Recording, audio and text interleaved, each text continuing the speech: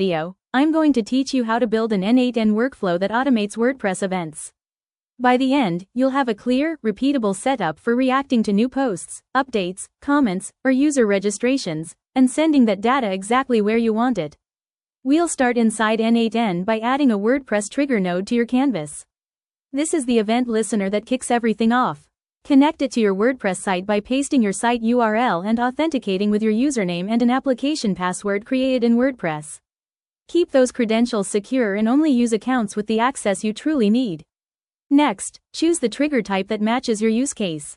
You can react when a new post is published, when an existing post is updated, when a new comment arrives, or when a user registers. As soon as the selected event occurs on your site, this node will fire and pass the event data into the rest of your workflow. If you want cleaner, standardized output, add a set node next. Think of this as your formatting station. Map the incoming WordPress fields into friendly variable names that you'll reuse later.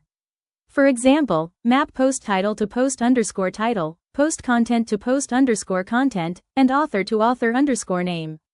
This gives your workflow consistent keys, even if you switch trigger types later. It's also a great spot to trim long text, strip HTML if needed, or set fallback values so downstream tools always receive predictable data. Now, connect your action. This is where the automation happens.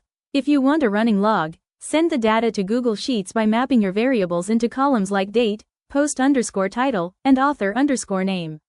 To keep your team in the loop, send a Slack message that includes the post_title and a link, or announce new comments with the commenter's name and excerpt.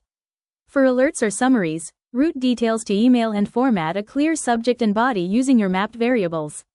In each case, you can pull values directly from the WordPress trigger or from the set node if you standardized names there. Keep your mappings tidy, and include only the fields you actually need to avoid clutter. That's the complete flow. A WordPress trigger to listen, a set node to shape the data, and an action node to do something useful with it.